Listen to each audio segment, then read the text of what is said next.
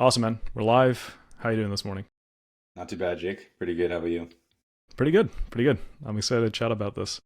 So today, super excited to go through how eight-figure brands should think about hiring an agency. Obviously, it's something that we get asked quite a bit. So excited to have Liam join and chat through that. Liam, if you want to give a quick intro on your end, kind of what you Yeah, do, who you absolutely. are.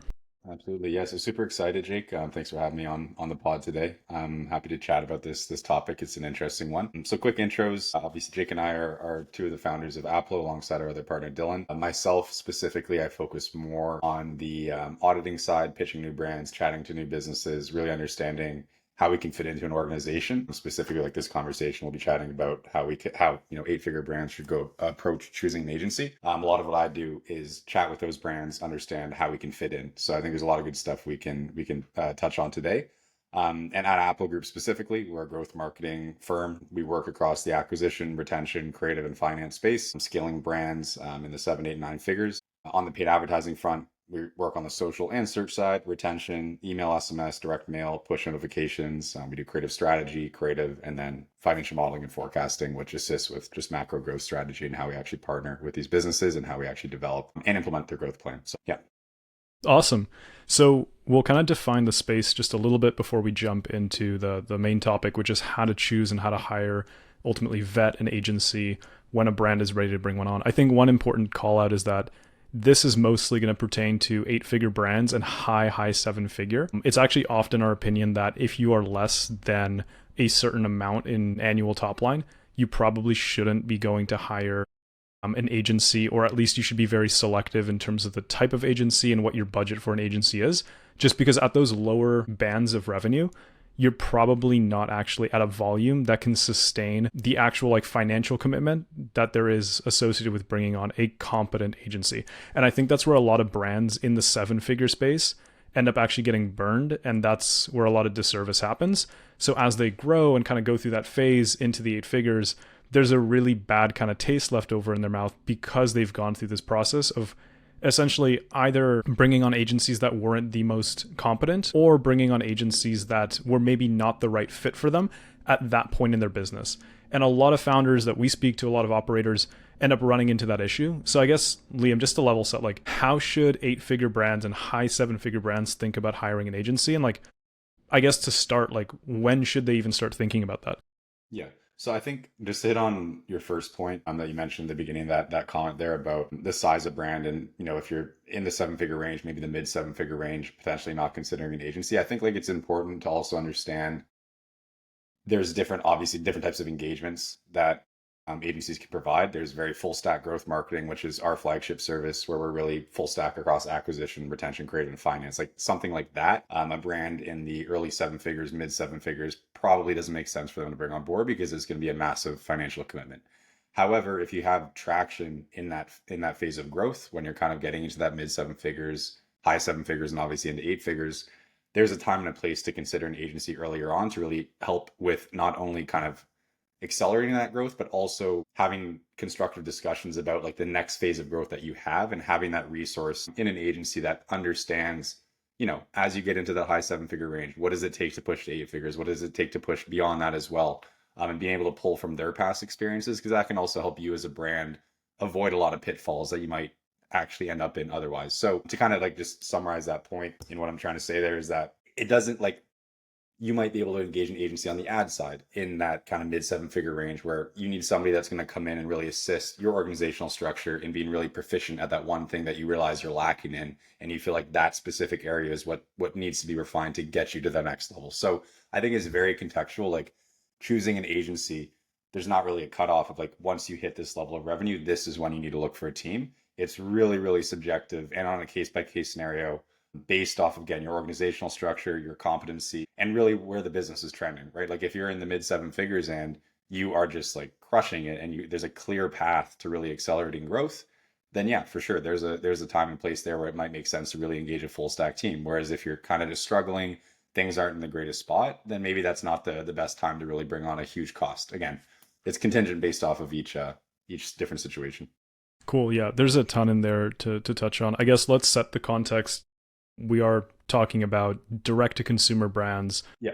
primarily selling in the clothing apparel, CPG, kind of like that's the main, let's say, arena in terms of the actual brands that we're chatting about. Obviously, this feedback is sort of these recommendations are not solely cut off to just that segment, let's say, but I think a lot of the discussion will center around brands in that space looking and vetting for an agency partner. So also just to kind of build on that. But yeah, let's maybe start with the most common mistakes. What are the biggest pitfalls or the things that like people going in to hire their first sort of, let's say, full stack agency, for example? What are those main mistakes that brands often make? Or how should brands think about avoiding those kind of initial pitfalls?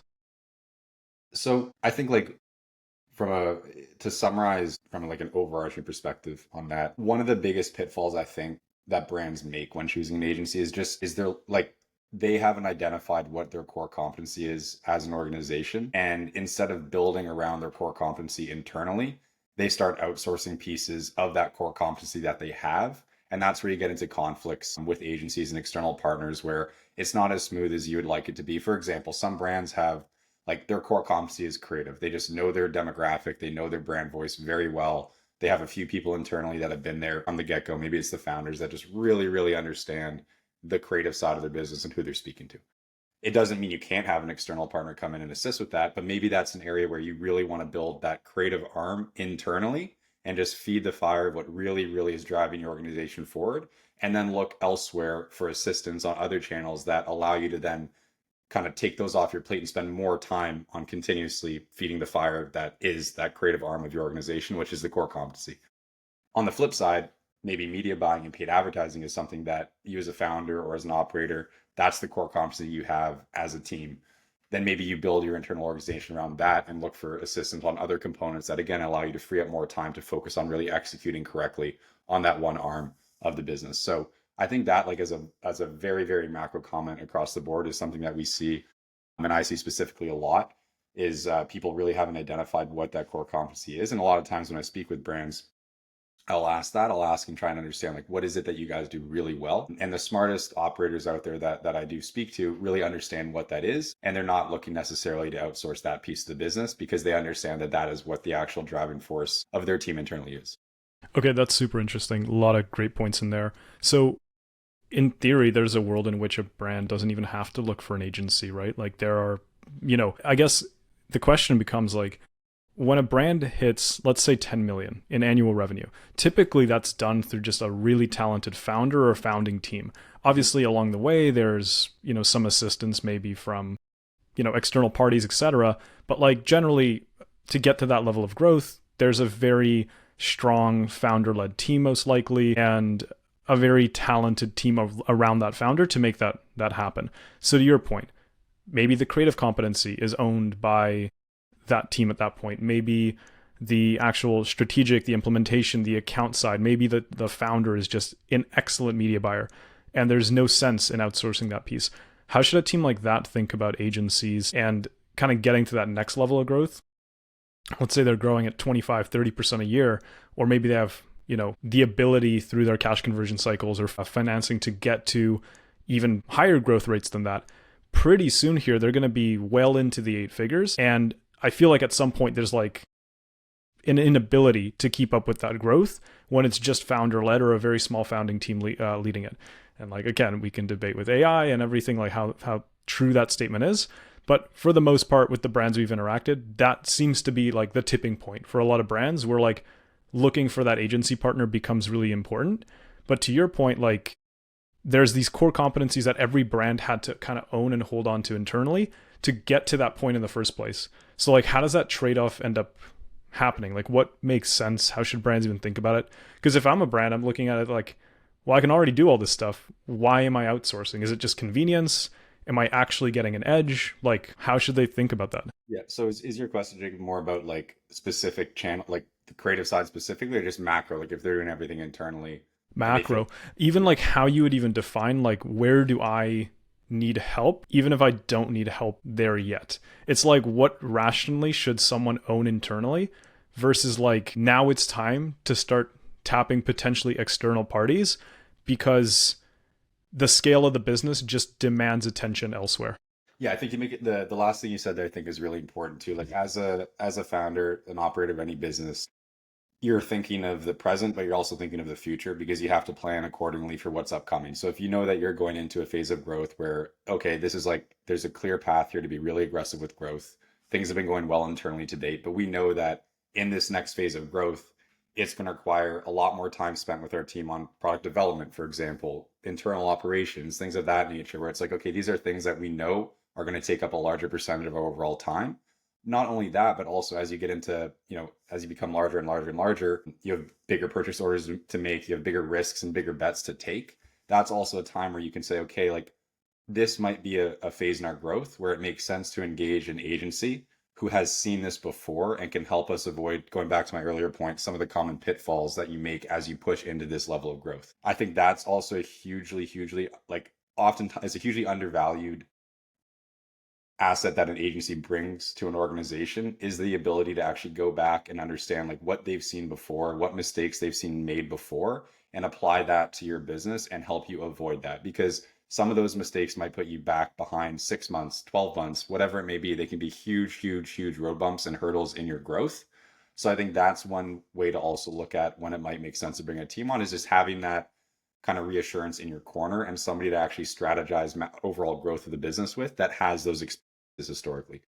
Okay, sorry to jump in, but that's huge. Let's double click into that. Like, what are some examples of those situations, let's say?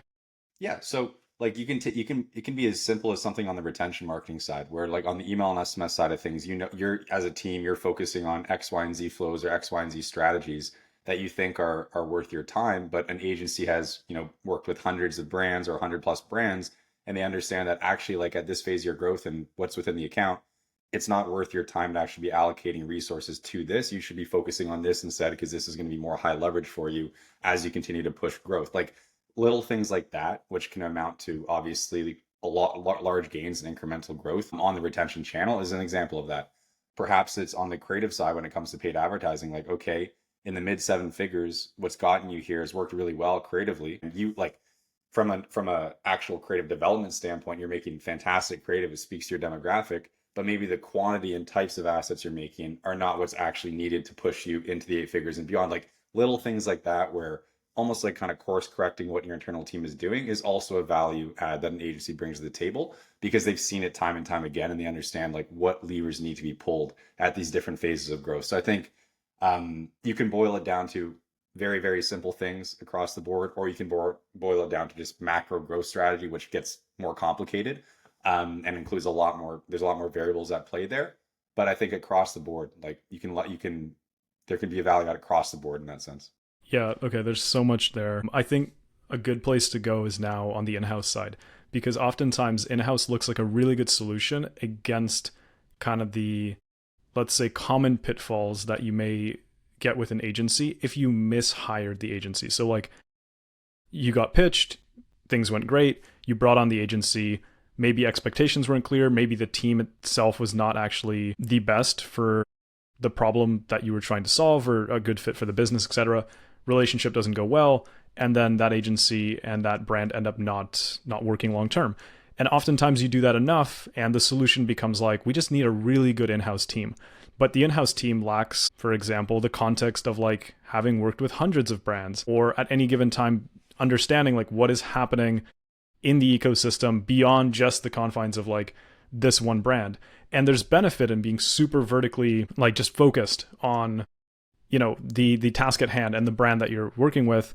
There's also advantage to just seeing, to your point, the story play out so many times that you can bring that insight and kind of like dodge those landmines. And oftentimes agencies look like a shortcut there. One anecdote, we've seen this time and time again with just brands that think that they can bring on an in-house hire that'll be like the person that makes all their problems go away, right? It's like every problem inside the business can be almost like solved by this one perfect hire. And oftentimes it takes like 6 months to get that person or those people situated in the role where they're like effectively executing. Then it takes another 6 months to realize that this person's actually not the solution to all the problems and maybe doesn't bring all the pieces that idealistically the brand needs or wants. Yeah. and then another 6 months to replace and find a new person. And the brand very quickly loses in that process through one hire or one set of hires, years of progress. And that can set, I mean, the best case is you just lose opportunity cost. The worst case is like the brand is just in a much worse position 1.5, 2, 3 years down than they were when they started. And I think we've seen this play out so many times that it's like everything you're saying, I'm just like, oh my God, like we've just seen it. So yeah. You're making like a really, really good point that I kind of missed in like the summary of early on with the question you had about like the value that an agency brings or when it makes sense to hire an agency. Like one thing that you just mentioned that's huge is when you bring on an agency, like first of all, like when you bring on an agency, also to your point there, Jacob, about rehiring people that might not be a fit within your team, and actually like it takes time to hire, it takes time to train, it takes time to oversee those people, and then it takes a lot of time to replace those people if you need to. With an agency, you're also basically alleviating all of that because you're bringing on a team that is competent in not only the task at hand, whether that's retention, paid acquisition, creative, but you're also bringing on a team that has systems internally to actually hire and vet those people to then deliver the service to you. So you don't have to then worry about replacing people, monitoring. Obviously, you have to worry about monitoring performance, that how the agency is doing, but you don't have to be as hands-on with training them and then replacing them, right? So that's like a huge, huge, huge leverage and unlock on time for an organization that an agency also brings. So I think that's a massive point that I missed actually earlier on when you asked that question or when we were talking about that, because as it pertains to just like putting fire on or putting gas on the fire and continuously pushing growth, those are huge, huge, huge time pits and time sinks and hurdles in the growth process of a brand. The other thing that you mentioned there that kind of just sparked something on mine, like when it comes to vetting an agency and like choosing an agency versus choosing an internal hire, like if you can't hire an agency properly, what makes you think you can necessarily hire an internal team member properly to accomplish that same task? So like obviously on the agency side, there's a lot more flashy case studies and flashy, metrics that might, from a outside perception, make that agency look a lot better than they actually potentially are. But nonetheless, like if you're hiring for a role that you don't necessarily have the core competency internally to vet for, it's kind of like apples and apples. You're looking to bring on a team to solve that issue, or you're looking on to bring an internal employee to solve that issue. It still requires you to understand how to vet for that specific competency. And I think that's also a really big thing that I would encourage more brands to do, is when you are looking for an agency to accomplish something that you don't necessarily have really a core competency in internally, like have somebody with you, whether that's like an acquaintance that you have in the space. Maybe you actually contract somebody just to come on board and help you with these decisions. Like have somebody in your corner that understands what to look for, because agencies can absolutely make themselves look better than they are with all the flashy metrics you can share about how many brands you've served, how much revenue you've generated, this and that. But it's important to, again, have competency in the field that you're looking to hire in, whether that's an agency or an internal employee. And I think that's also something that brands often overlook. Such a good point. And it's such harsh feedback too, because like I think a lot of people have been, because it's very easy to get sold like a really, really flashy like pitch and it looks great. And then it's just all smoke and mirrors. It's like, okay, yeah, like it looked amazing on the pitch, but like nothing is being executed on, or the problem's much more complex than it was like boiled down into a handful of metrics, this and that. So I think a lot of people do get caught up in that, and like that's very real. But if you've hired like 10 agencies and none of them have worked out and they've lasted a handful of weeks or months each, I think it's fair to say that like there may be, I guess the question to ask yourself is, why will that not happen when hiring an individual? Exactly. And I think that's the harshness of the feedback sometimes, is that sometimes it's not really the agency. Sometimes it's the skill of making that hire. And I think to your point, an excellent point is like have someone in your corner who understands how to hire these teams, in-house or agency. Like just if that's not your skill, which by the way, for most people, it's really not, because it's really just it's a reps game. Like you have to hire a lot to kind of pick up and understand intuitively, like who is legit and who is just basically really good at pitching. And knowing that is tough. So if that's not a skill set, or if that's not something that, is maybe, doesn't come easily to a certain team because they just haven't had to do that at scale, I think having that extra voice or that extra set of eyes on the problem can help a lot. And again, that goes back to like whether you're hiring someone in-house into a very key role, or if you're hiring an agency and you're trying to really assess, does this agency have the credentials to work with a brand at my size and scale? Because you don't want to make, like, the bigger you get, the more you can afford to make that mistake. Exactly. And I think too, like asking for to speak with current or past clients that the agency has served, I think is something that's hugely valuable too. Now, like they're going to give you clients that they know are probably going to say good things about them to you. Like, of course, like anybody would, even when you're giving a reference, that's what people tend to do. But even just having some of those conversations, I think is really important. And the other thing too is like just ask for as much as you possibly can. Like ask for mock-ups of assets to be made. Ask for as much as you possibly can. The worst thing the agency can do is say no. And like even speaking from experience on our end, Jacob, like some of the bigger brands that have come on board with us and that we have the privilege of working with, they have asked for a ton of resources in the sales process, whether that's mock-ups of assets, whether that's specific examples of how we would approach a certain situation. Like they have asked for a lot. And that just goes to show like the amount of emphasis they're putting on vetting us as a team before making a decision, because it's a big decision. And I think it's something that you should, as a brand, should just ask for as much as you possibly can. Worst thing they can do is say no. If they say no on certain things, like not putting you in contact with a current client, might be a little bit of a red flag. Like there's things like that that you can do to just kind of make yourself a bit more reassured about your decision as well. And then the Totally. other thing too, I think is goes down to the contract side of things. Even everything is negotiable. The minimums, if a agency has minimums, if it whatever it may be, in terms of like lock-in periods, everything is negotiable. And I think as a brand, you should always be cognizant of that. And if the agency really wants your business and really sees the potential that you have as a brand, they're going to be able to accommodate, and they'll be able to ideally have some negotiation, come to some middle ground. So I think that's another thing to be aware of. Like the ball is really in your court as a brand in many cases. 100%. And I think it also speaks to the sophistication of the brands that go and ask those questions, because they're really asking the right questions and making sure that they've done their due diligence to, to have a certain amount of confidence that the people that they're bringing on, the agency they're bringing on, that, yeah, they're the right fit. And that's not just fit from a competency standpoint, because there are a lot of competent agencies out there. And I think oftentimes the space gets positioned that agencies are, for whatever reason, not the competent, teams.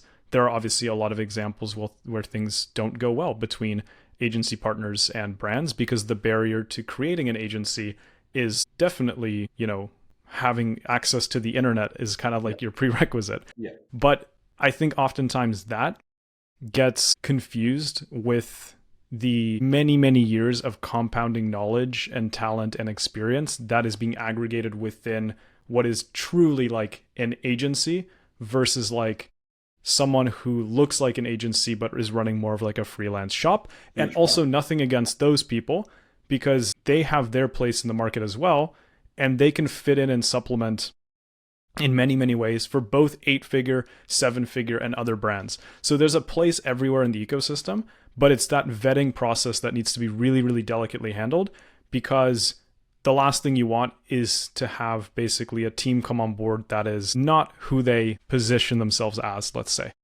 Absolutely. No, I think that's a really key point as well. Like, and that also goes into Jacob, what you were asking earlier about like when it makes sense to hire an agency. There's also different types of agencies to hire, right? Like there's different types of agencies that bring different value sets to the table. And I think like your point about, smaller shops, things like that, there's absolutely a place for them. Like there's 100% a place for them. But as you kind of get in, and I mean, Aplo was at a certain point, it fit in that mold. Like it takes time for every single business to accrue more knowledge in the space, to have experience with more brands. And we're fortunate enough to have served over 100 at this point and really have a large like data set and knowledge set of what levers need to be pulled and what needs to be done at different stages of growth. But I think just really want to hit on that point that you said, Jacob, because there are different types of agencies for different periods in your brand's growth and different ways to engage them as well. Like I think I'm forgetting which brand. I was watched some podcasts or interview at a certain point. I forget which brand was mentioning this. Anyways, a very large brand, not one that we work with, one that was just out there in the DTC space, and they were talking about how they approach working with agencies. And obviously, like many brands, as they get larger and larger and larger into the deep 8 figures, sometimes bring more roles internally, which absolutely makes sense. But a lot of them also leverage agencies in different capacities at that point. They might have an agency that's more working with them from a macro strategy standpoint, and basically giving insight into what they're seeing across the board, what they think should be done. And maybe the internal team of that brand is actually executing things more than they once were when the agency was perhaps managing a lot more of the execution. So like there's different ways to leverage agencies as you grow as well. And I think that goes back to the comment earlier about like maybe when you're in that like mid 8 figure, deep 8 figure range, like the decisions you make have huge impacts. They're massive bets that you're placing, and any additional knowledge and input that you can have that reassures you you're making the right decision and perspective, right? Like as a brand owner, you really, this is the thing that I always go back to is like, as a brand owner, you have perspective in most cases, unless you're fortunate enough to have a lot of, friends and whatnot that are brand owners as well. Like you usually have perspective on one business, right? Like you have perspective on one business, then you might have D2C Twitter or D2C X, whatever you want to call it, and content out there that's helping you understand decisions to make. But like really and truly, you see inside one business. Whereas an agency might see inside dozens and dozens of businesses at any given time that are in the same range of revenue as you are. And that's where, again, it makes sense perhaps in that, deep 8 figure range to have access to an agency that's working with you from maybe like a consulting strategy perspective to give you inputs. Like you go to them and say, hey, this is what I think we want to do because of X, Y, and Z. And they can say, hey, this probably makes sense or this doesn't make sense based off what we see across the board. So like rambling a bit, but I think I just really want to hammer on the point that there is different ways to engage agencies at different stages of your growth that can really, really be a value add to the organization.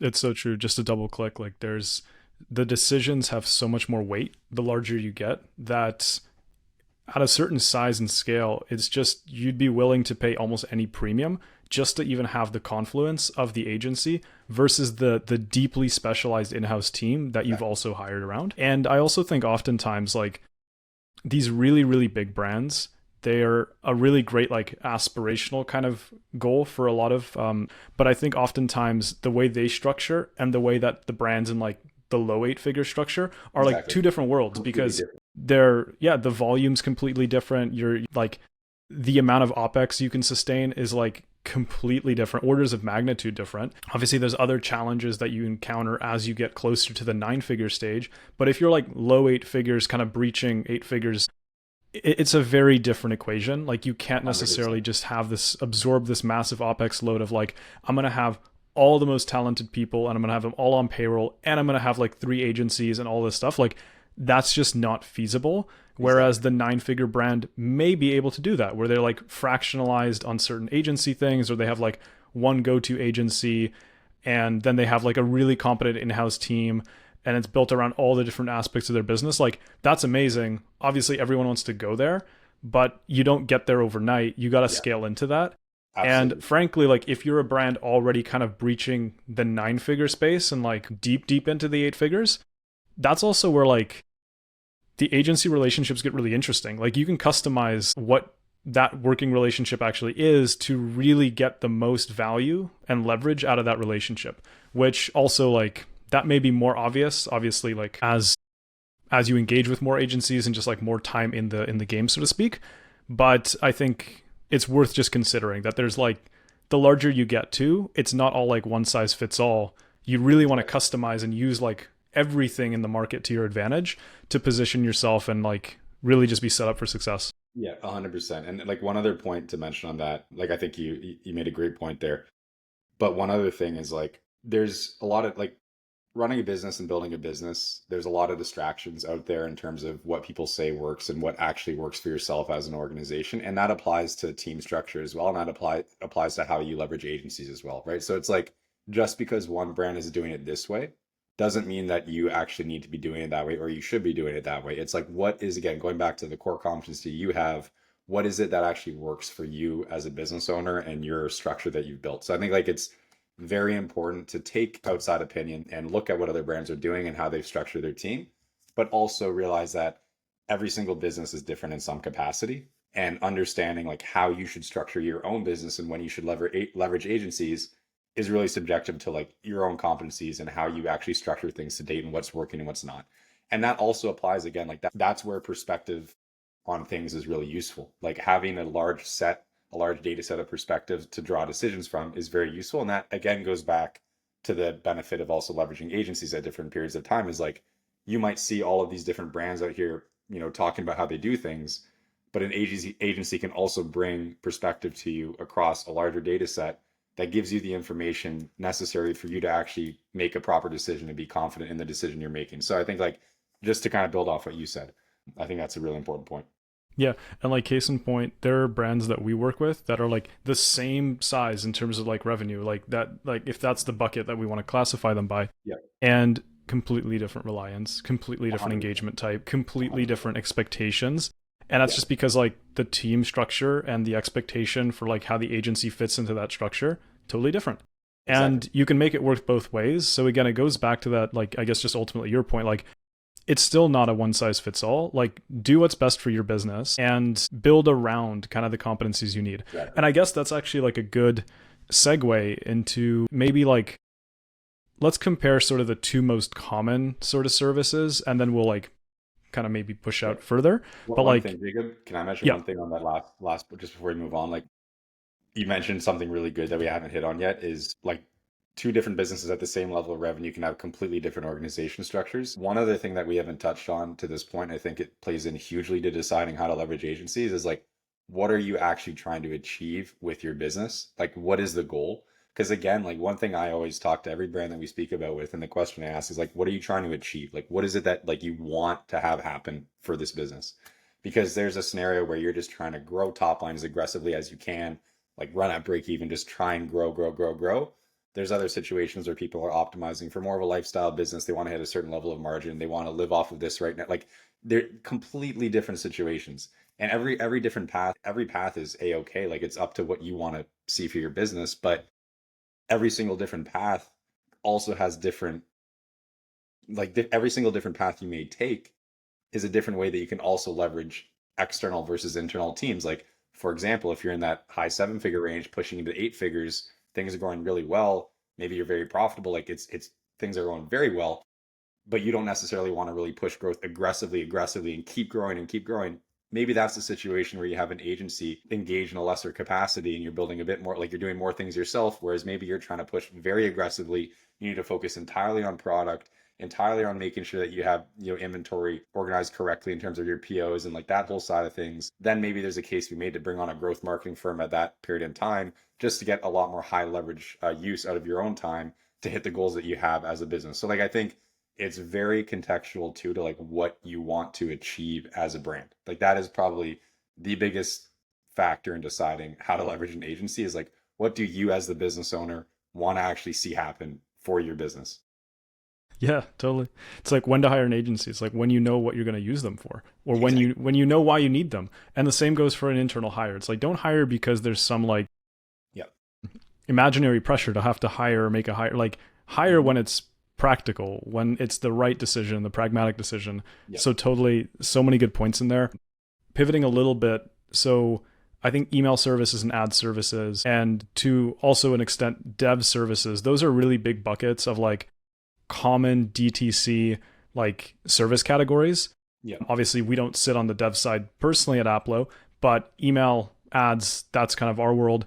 Do you want to share a little bit about how brands should think about hiring in those buckets? It kind of goes back to our whole discussion about like competency, how your team structure is set up, and like, why you may look to hire certain roles. But I'm personally of the firm belief, and I think at Aplo, we sort of have this philosophy that there are certain things that you should just absolutely own as a team just for the viability of your business. And there are some things that you should not by any means own because they're almost a distraction, or at least at a certain scale become a distraction. It's kind of the whole analogy of like, you're not building your own Wi-Fi router. You're not, that's not the business that you are in. You pay a telecom to supply you with that, Yeah. service. So, Yeah. um, how should brands think about that kind of distinction and like using email and ads as kind of the two Yeah. service I buckets? I know where you're going with this. We've had this conversation, many times. I actually would like to flip this one back to you, Jacob, because I think on the you've done a much better job at articulating this specifically on the email and SMS side. I know we've had conversations about that before in terms of like how you should think about that channel. So I would love to flip it back to you on that one, specifically on the email side, because I think Yeah, you articulated a lot better than I do. no, And I'm happy to take the ad side, but yeah, you have a good perspective on that. for sure. I mean, I guess on the email side, like brands should think about what is the added value, the incremental value of them owning this channel internally versus having an agency manage it. And I think there's a lot of reasons why owning this in-house doesn't make sense 99% of the time. I'm not going to say all the time, but 99% of the time. Number one is the cost. The cost to actually bring on someone who knows this channel and can manage this channel as well as it needs to be managed as an 8-figure brand is it's a multi 6-figure cost. And I'll break down why. An agency typically servicing email and SMS and any sort of like, call it retention ecosystem plus, etc. There needs to be someone who is a true specialist in the strategic and implementation piece. There also needs to be someone who has a deep understanding and ability to execute creative in the context of that. The probability of finding someone who is compensated less than 6 figures and can do both is close to none, because that person in this market would be incredibly valuable. And we've spoken to hundreds, if not thousands, of candidates over the years. I can tell you that we have found no one who has equal levels of competency in both those domains. They may exist, but it is an incredibly high cost. So you're most likely not hiring 1, but 2 people to execute this well. The second point is volume. If you're bringing on that OpEx load, you're now committing to a 6-figure annual cost, and you're now managing every single process internally that's required to execute against the minimum sort of like, let's say, volume required in that account to execute the strategy that's being implemented. And frankly, that just takes a lot of internal process going really, really right. And frankly, that just requires thousands of reps and just hours in platform, which almost nobody can deliver except an agency because of how widespread their, let's say, involvement has been over years or decades of doing something like this. So the cost is one thing. The sheer operational complexity associated with it is another. Now, this is not to say that like a brand couldn't do it. Like you absolutely could. But the third point is why? Why should a brand do this in-house? And it goes back to that incremental value. Like, where is the incremental value of having all of that be done internally, managed, owned by like the founder or one of the chief operators? Like, it starts to make a lot less sense when you put together the cost, then the time cost, which is going to be guaranteed well into the mid 6 figures once you take into consideration your time or your team's time operationally managing all of that piece. And still, you're going to have this like sort of tunnel visioned problem where you don't see outside of the ecosystem and you're not as closely plugged into how you can leverage the best and the most recent strategies in your account. So even though you're putting in like this massive, massive premium to have this done in-house and fully owned, you still miss out on like one of the biggest value adds that we've already touched on from an agency, which is the fact that you bring and operationalize hundreds of different examples and how to best leverage those at this point in time, as well as all the landmines to avoid along the way for brands that made mistakes before you that you either advised against or you sort of saw play out, or maybe you inherited as a byproduct of coming in as the agency, for example, that's taking over a poorly managed account. And all of that compounds, and it compounds exponentially. So the value that an agency can bring, it's in specifically email, it is massive. And it's at a fraction of the cost. So you're not talking even about a 6-figure OpEx load at that point. You can cut that by like 3-4x and get an amazing value return. Yeah. And again, have multiple people dedicated to you doing this for you. So there's almost no rational reason, like I said, for this to be in-housed. I could be wrong. Again, there's maybe a 1% of the time where it makes a lot of sense. I think you should still have someone in-house who understands email, who has that competency, who can speak to it as a channel holistically. But I don't think for most brands, especially in the low to kind of like mid 8 figures, does it make any sense to in-house email. That's my take. Yeah, no, that's why I flipped it back to you. I don't have anything to add there. I think it was perfectly well said. But yeah, no, like even on that side too, like in terms of the actual production of creative as well, like as an agency, you have systems in place to be able to produce a high volume of creative effectively that's QA'd properly at a high clip. So even as you get into like the 8 figures as a brand, like you're mentioning, Jake, on the email and SMS side, like producing a higher volume of creative very efficiently is also something that the agency brings to the table, to your point. And that's a very costly thing to build internally as a brand. It can be done. It's just very costly, and it's hard to find the people that are actually excellent on both sides of the equation there. And one thing that you didn't hit on too on the email and SMS side is you then still have to be actually overseeing that channel internally, right? Like you have all of this OpEx associated with it, but then you also have to be overseeing that channel and how it's performing internally, and also contingency planning and having backups to bring on additional people in the situation where that person doesn't work out or that team isn't working out, which is a huge time sink as well if that ends up happening, and also a lot of mental bandwidth that you have to take. Yeah, not to mention like the process of what if someone quits? What if someone gets sick? What if someone is out of office? Like none of those processes really those are all new operational hurdles that need to be taken into consideration that can disrupt like weeks of strategy where you just can't afford that disruption.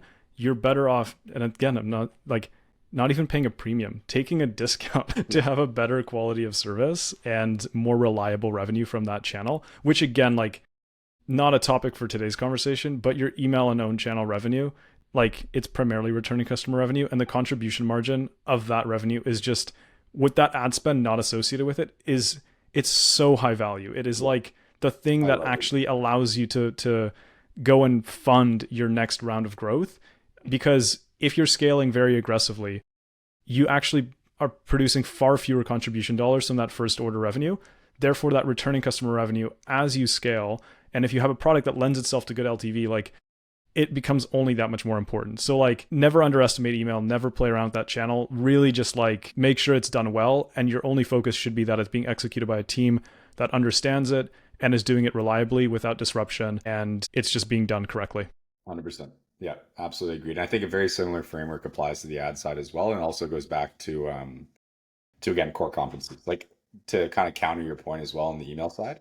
Like if you have a core competency, you come from a retention marketing space as an operator, founder of a company, then it might be something that you actually can bring on internally at certain stages of growth, because you actually can oversee that. You can implement the systems, you know how to do it. Like it's something that like like the back of your hand. Same applies to the ad side, but vice versa as well. So like if you don't actually have that competency on the ad side, then you're in the exact, like the entire point that you just made also applies to the paid acquisition side of things. Because to have somebody that truly understands paid acquisition, now obviously account structure, things like that have become much more simplistic nowadays than they used to be, but the actual decisions being made haven't really changed that much in terms of actually understanding the economics of the business in context of what's being done in the ad account, and knowing when to push and when to pull back, and how that actually correlates to revenue multiple weeks down the line, cash flow multiple weeks down the line, being able to make those POs, things of that nature too. So like having somebody that understands that side of the business, like nowadays it's not just media buying, it really is media buying in context with the actual economics and finance side of your business. That's also something that if you don't have the competency of internally,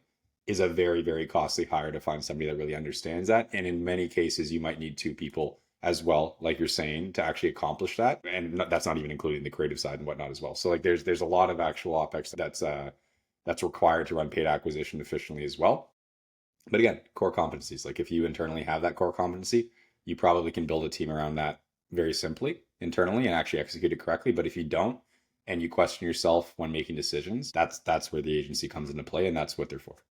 So I'm actually going to take the other side of that for just a second, because I agree with what you're saying, but there's another way of looking at it, which is that I think people default to the thing they like to do and that they're good at. Yeah. So if you're very, very good at ads, you may actually want to, let's say you're the chief operator, or like you're the founder, you're very good at ads, you don't want to give that up, or you're very good at creative, you don't want to give that up.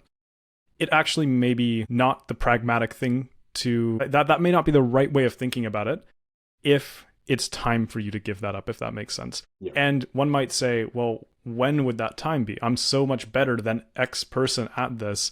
It's my brand. I know the creative, or I've run this for years. I know how this account works. And maybe that's true. Maybe that is the right way of thinking about it. But you will hit a point where, and I think this is where a lot of operators actually get it wrong. It's like, it's not your job to be the best advertiser. It's not your job to be the best email person. It's not your job to be the best at creative.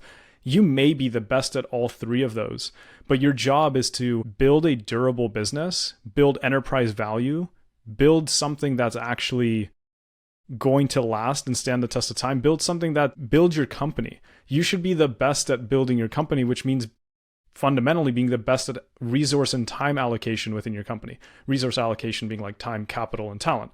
And like your job as the operator is not to be the best at all these different buckets, but it's to allocate finite resources against these unlimited possibilities. And sometimes that means taking a step back, recognizing that, yes, I might enjoy this. Yes, I might be the best at it because I also enjoy it. But now it's time for me to kind of hand that back because there are other things that I need to now do with my talent to get better and to ultimately serve the business so we can all as a team go to the next place. And sometimes that means going through a very difficult process of separating yourself from the thing that you actually maybe were so good at. That was the reason you got to that point. And that goes back to that, to kind of like where we started, where it's like, when should brands start to think about hiring these external teams? That's one of the thoughts and frameworks that I think, I'd encourage other operators, founders to use, is just like, it's not just because you're really, really good that's the reason you should keep doing something. In fact, it might just be time for you to go get really, really good at the next thing that's going to take your business to the next level. No, and really again, if being really, really good got you to 8 figures, doesn't necessarily mean being really, really good at that same thing is going to get you to 9. So it's just like, where are you trying to go? And be malleable, be adaptable to what your team needs you to be at that moment in time. 100%. No, that was really well said. And I agree. I agree with what you said, what you said there. Basically 100%. I think it's a really good way to look at it as well. And that just goes back to, again, like you're saying, like you're building a company. You're not building just an ad account or just an email account or just a creative arm to your business. And you have to shift your attention to certain places that need that attention at different phases of your growth. And that's when you can decide to plug in agencies to assist with that. Like that's really going back to, again, what you said, how we opened the conversation is like, there's a time and a place at different phases within your growth to leverage different types of agencies. And that's what they're there for. They're there to allow you to get more leverage on your time and have somebody come in that can actually apply frameworks and an understanding of what to do within that specific channel at that given time within your business's growth. So yeah, I think that was really well said, Jake. Yeah. So we've touched on a lot so far in the episode. I think as we wrap here, what would be kind of your final kind of takeaways for any operators listening, for any 8-figure brands that are either currently assessing, bringing on an agency or making that next hire, that next key hire? What are some final thoughts you want to leave with them just to have a mental framework as they make these really important decisions? Because they are really important decisions, right? Like hiring an agency should be very carefully done. It shouldn't be a rushed process. Bringing on a key executive or bringing on a key role in-house. These are things that take, as we've gone through many times, it takes a very long time to get right. And even when you think you get it right, it can take a really long time to unwind decisions that in hindsight look really, really bad. So yeah, as we wrap here, what would you want to sort of leave, as final thoughts for the audience here? Couple things. The first one is the comment we made earlier about first of all, define the goal that you have as a business. Like, what is it you're trying to achieve?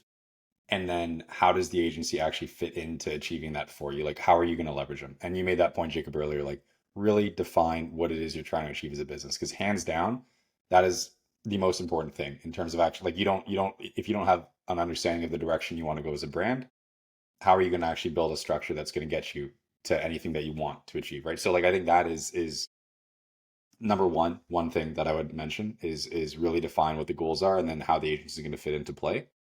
Number two, just going back to my most recent point is, again, this kind of is contextual to the agency you're looking to hire, but in the process of discussing with an agency, whatever it is you're discussing, like bring up the issues and challenges you're facing as a business as a whole and what you want to achieve again as a business, and just kind of see how they're responding to that. And actually, if they understand like what levers need to be pulled and what, like, let's say you're talking about email and SMS, like how that fits into what the challenges are of the business.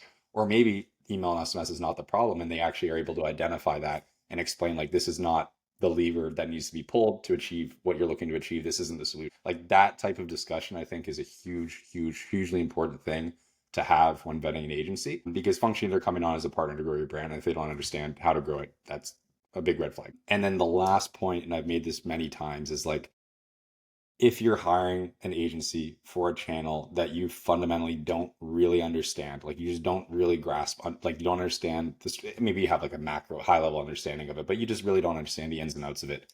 Just make sure you have somebody in the process when you're deciding who to go with, whether that's an internal team, like bringing on somebody internal or bringing on an agency, have somebody that's there to help you make that decision and provide you input objectively from the agencies you're talking to. Maybe they're reviewing the audit, maybe they're on the calls with you. Like if you can do that, and that's a little bit easier said than done because it requires finding somebody to actually assist you within that process. But that I think is a hugely important piece as well when choosing an agency, because that will likely save you from making a subpar decision on the team you bring on board. So those three things I think would be what I would recommend. Sense. Also, a really good signal is like, to your second point, when you ask an agency, or you pose to the agency what kind of problem you're trying to solve, I think it's actually a really good signal if the agency also tells you what not to hire them for. Yeah, the green flag. Especially, and sometimes it's not possible if they're like a point solution, but if it's like a firm like ours, for example, where there are multiple service, let's say, vectors, and you can bring on sort of the flagship growth model where it's more all encompassing, or it's more segmented by like need. It's really, really important to just be able to like understand, like, will the agency just try to get me on whatever is maximizing their deal value, or is it like maximizing what the impact of the relationship is going to be, knowing that, for example, you as the brand already have these components in place and really don't need like all the other stuff because it's not needed, and Yep. those are being executed well 100%. internally. I think like 100%. Like when you go to it, like fundamentally at the end of the day, a good agency, if you go to them and you explain to them the situation your business is in, maybe they do an audit, this and that, like the discussions you have should be exactly like you're mentioning, Jacob. The levers that need to be pulled and levers that don't need to be pulled are those the levers that aren't actually the issue. And like that is fundamentally what an agency is there for, is to help you make the decisions that are going to move your business forward and leveraging their expertise to do that. So on the flip side of green flag is absolutely just what you mentioned there, is saying, hey, no, like this isn't actually the problem. And we've had many brands before come to Aplo and speak with us about what they're trying to achieve. And they think the issue is this. And we look into things and we chat with them and we're like, no, this isn't the problem. Like this is absolutely not the problem. And we're very transparent about that. And I think people appreciate that at the end of the day. And again, it's going to be better for our relationship with that brand as well if we do end up working with them, because we are honest and we can actually assist them on a channel that is moving the business forward and is fixing the problem, as opposed to just trying to sign a contract, generate revenue for us, but not actually make that business a long-term partner of ours. Awesome. On that note, I think we can wrap the pod. Absolutely. That was awesome. Thanks, Yeah, Liam, for jumping on. Yeah, no, thanks for having me, Jake. Thanks for listening, guys.